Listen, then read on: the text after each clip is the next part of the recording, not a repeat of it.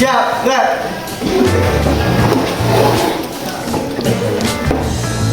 Berdoa dalam hati, mulai.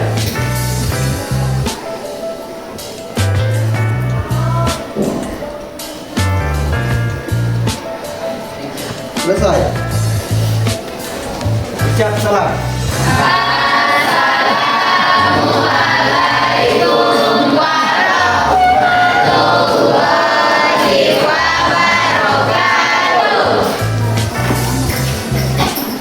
Gimana kabar sama semua sehat?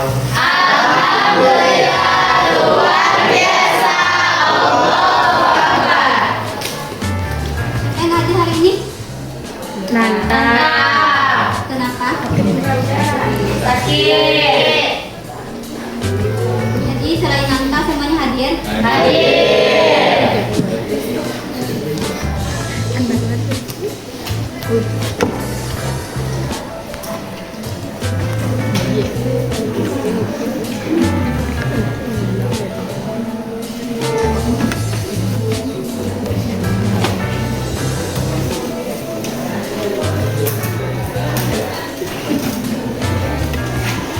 Nah, keluarkan catatannya. Kita lanjut materi ya. Ya.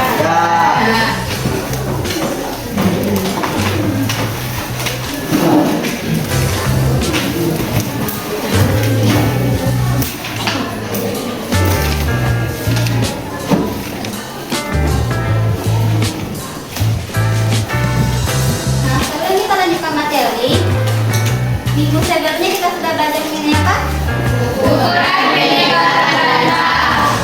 Nah, ukuran penyebaran data itu ada berapa macam? 3. Apa aja itu? Simpangan rata-rata, ragam, simpangan baku. Ya, baik. Untuk pengertian simpangan rata-rata, kita tolong jelaskan. Simpangan rata-rata. Simpangan rata-rata adalah suatu ukuran yang menunjukkan deviasi rata-rata data terhadap nilai rata-ratanya. Rumus data tunggal SR sama dengan sigma E sama dengan 1 sampai dengan N nilai mutlak X1 dikurang X rata-rata dibagi N. Rumus data berkelompok SR sama dengan sigma E sama dengan 1 sampai dengan N FE dikali nilai mutlak XE kurang X rata-rata dibagi sigma E sama dengan 1 sampai dengan N FE. Jadi apa itu simpangan rata-rata? Simpangan suatu ukuran yang menunjukkan deviasi rata-rata data terhadap nilai rata-ratanya. Dan untuk yang kedua itu ragam dan simpangan baku. Kepada Radul tolong jelaskan apa itu ragam dan simpangan baku. Ragam dan simpangan baku disebut juga standar pengukuran yang menunjukkan definisi standar dan data pengamatan terhadap rata-ratanya. Definisi pada bahwa ragam atau variasi adalah pada tadi simpangan baku. Nah, untuk rumusnya apa?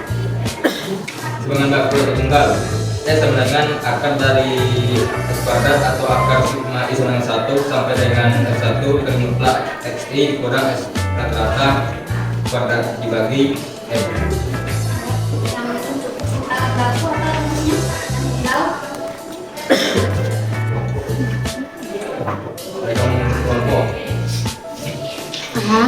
S kuadrat sigma I sama dengan 1 sampai dengan S1 sampai dengan N S1 kali mutlak XI kurang S rata-rata kuadrat dibagi sigma I sama dengan 1 dari N F1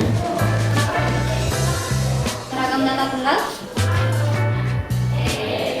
S sama dengan akar S kuadrat atau akar sigma I sama dengan 1 dikali mutlak Kalau S itu simpangan baku apa ragam? tunggal Simpangan baku. Kalau S kuadrat? Pak, ulang lagi rumusnya apa tadi Radil? Untuk simpangan baku atau ragam data tunggal dulu. simpangan baku dan tunggal S sama dengan akar dari S kuadrat atau akar dari sigma I sama dengan 1 dan dengan N dikali mutlak X I dikurang X rata-rata dibagi N. Tanggung baku X kuadratnya itu sama dengan X kuadrat itu sama dengan Sama dengan sigma I sama dengan sigma I sama dengan 1 sampai dengan N sampai dengan N dikali mutlak X I dikurang X rata-rata dibagi sigma I sama 1 dan N sampai dengan 1. Nah, jadi apa itu ragam dan simpang baku?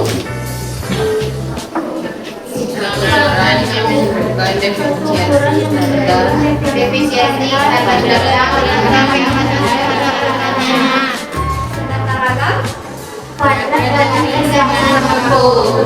Nah, berarti udah ibu anggap sudah paham semuanya ya. Sekarang kita lanjut bab baru mengenai peluang kejadian. Lah, nah sekarang kita masuk ke bab 3 yaitu peluang kejadian.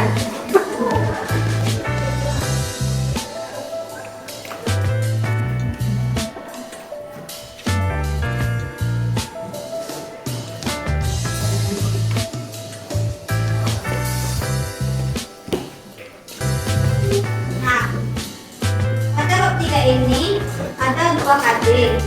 Silakan anak-anak catat, ibu diktekan.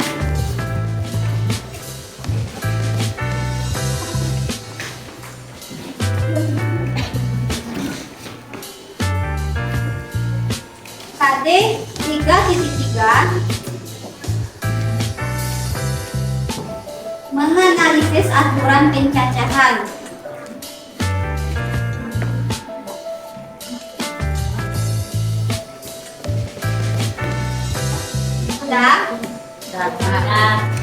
Atau aturan penjumlahan, aturan perkalian, permutasi,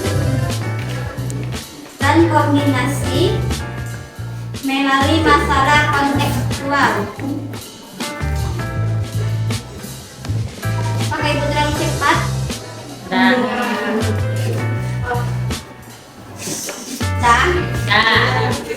Nah, KD 4.3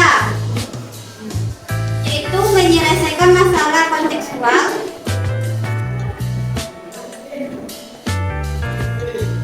yang berkaitan dengan kaidah pencacahan atau aturan penjumlahan, aturan perkalian, permutasi, dan kombinasi. Terus ya.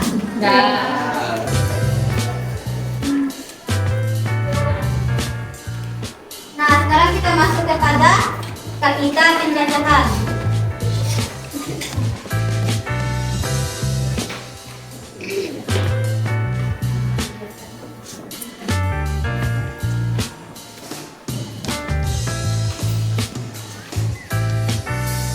Sebelum kita masuk pada kaidah pencacahan, minggu sebelumnya kan ibu sudah menyuruh Ananda untuk belajar di rumah mengenai kaidah pencacahan.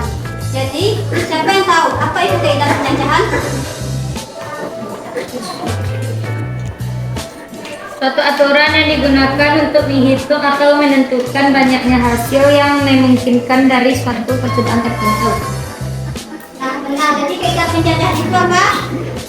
Suatu aturan yang digunakan untuk menghitung atau menentukan banyaknya hasil yang memungkinkan dari suatu percobaan tersebut atau tertentu. Oke, benar. Nah, pada kaidah pencacahan tadi, jika itu kan sudah disebutkan bahwa kaidah pencacahan ini memiliki 4 aturan. Yang pertama, aturan penjumlahan. Yang kedua, aturan perkalian. Yang keempat, kombinasi. Yang kelima, permutasi. Nah, pada pertemuan kali ini kita masuk kepada aturan penjumlahan.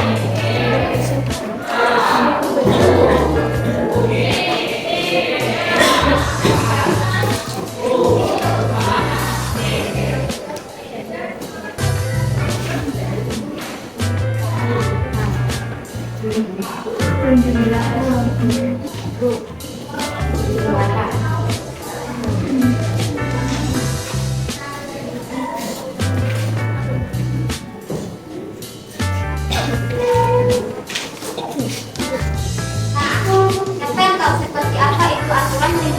dalam kaidah pencacahan.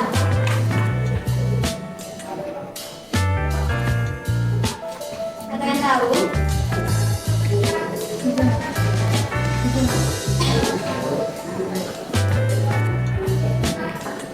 Nah, jadi aturan pinjaman itu ada dua definisi. Definisi yang pertama yaitu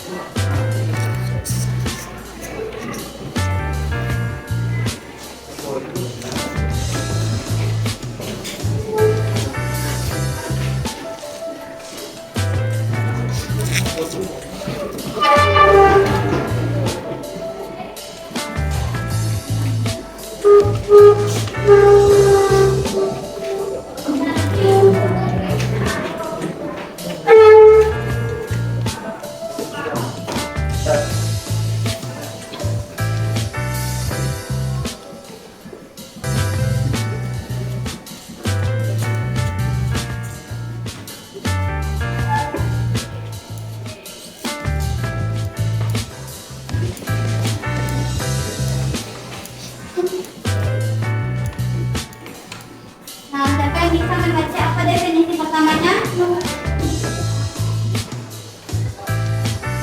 Abdul, tolong dibaca.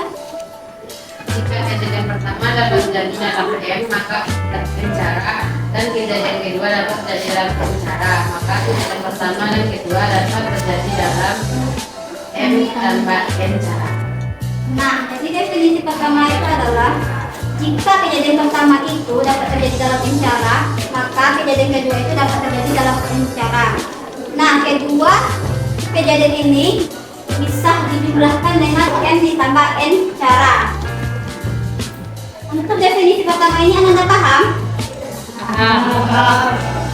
Nah, untuk lebih memahami Ananda mengenai definisi pertama, kita masuk aja ke contoh soal.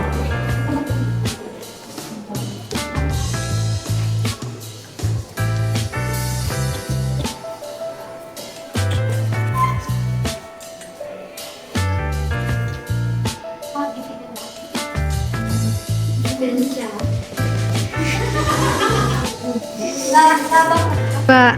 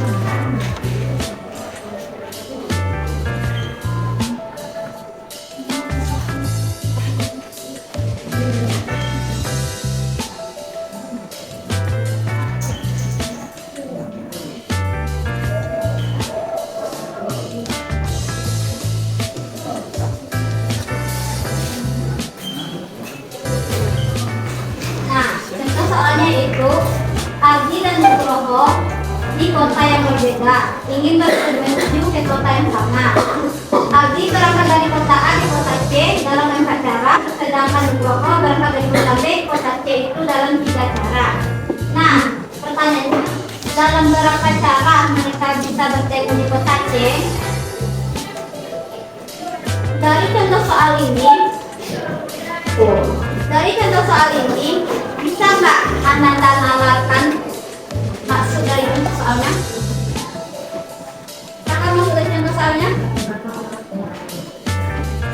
Kalau dalam beberapa cara itu berarti penjara. Nah, sekarang ibu utamakan.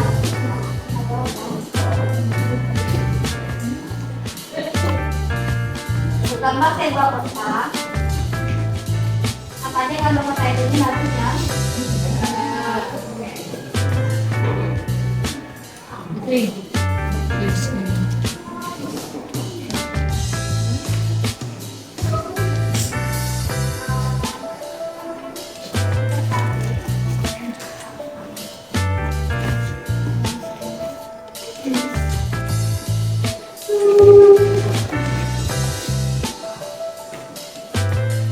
Nah, kota A di kota C tadi siapa yang berangkat?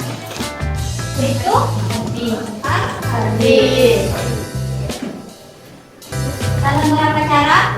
Cara berarti cara yang pertama, cara yang kedua, cara yang ketiga, cara yang keempat.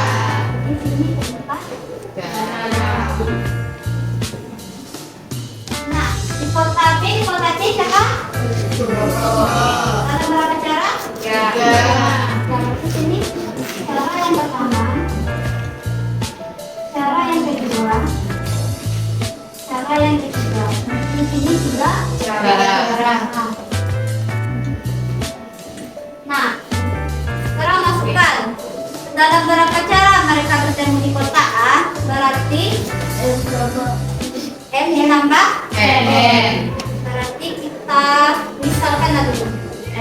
Kita misalkan M itu sama dengan 4 cara. N itu 3 cara. Sekarang dijumlahkan itu R ditambah N itu sama dengan 7.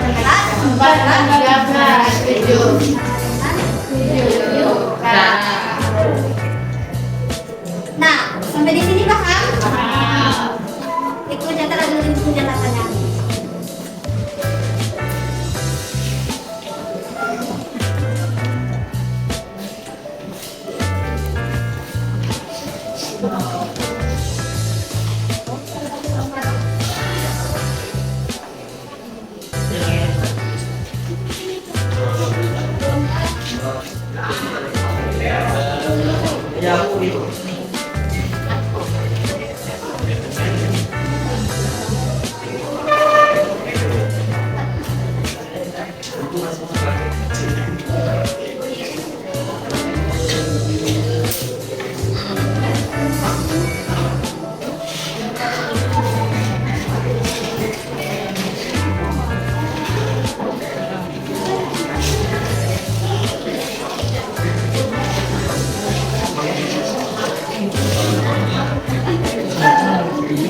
Udah siap?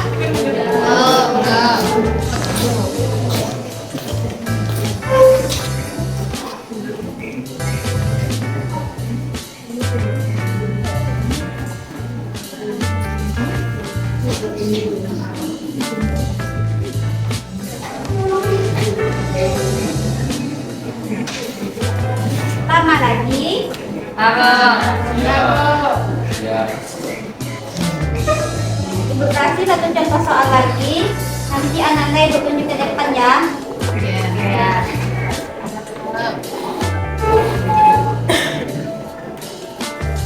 Udah siap? Nggak boleh dihapus?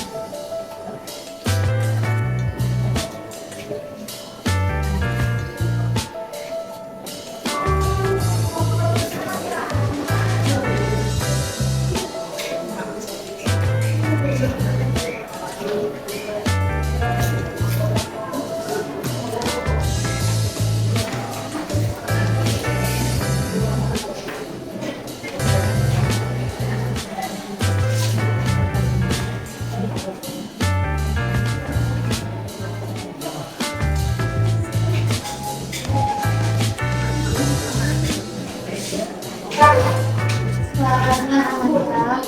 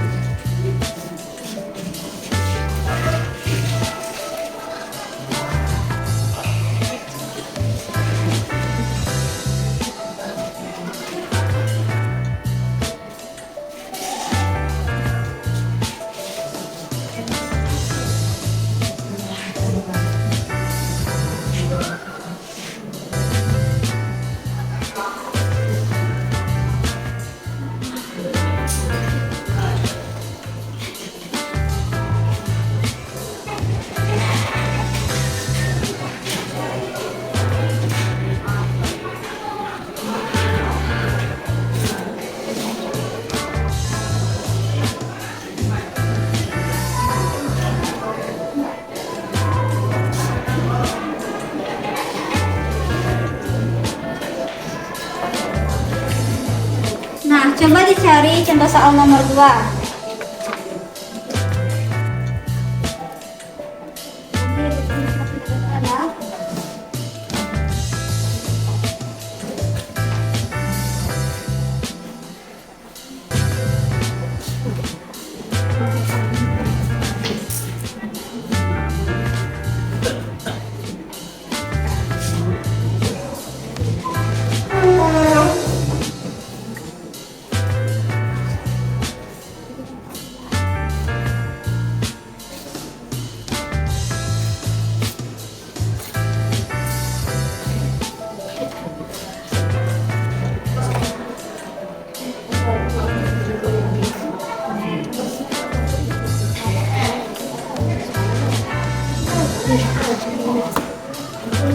Coba dicari ya.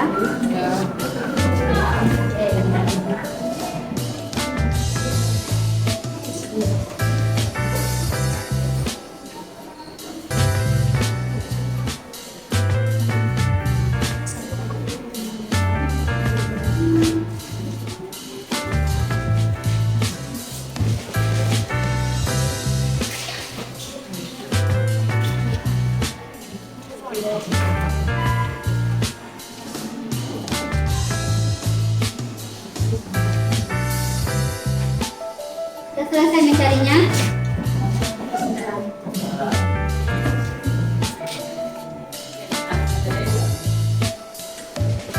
Apa yang mau catatan menyelesaikan?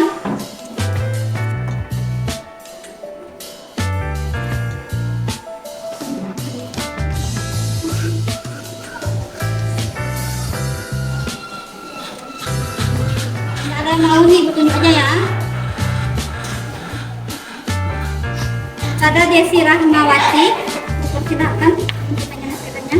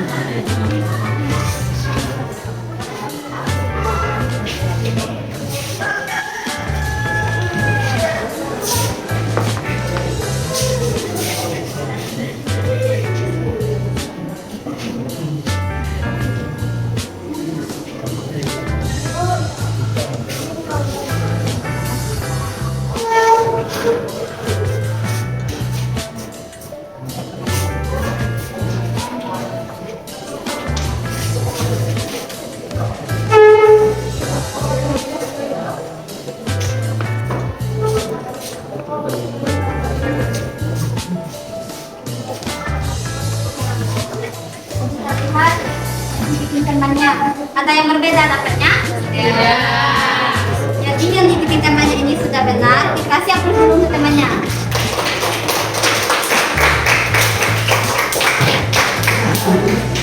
Nah, sampai di sini paham untuk definisi yang pertama? Sekarang kita lanjut ke definisi yang kedua.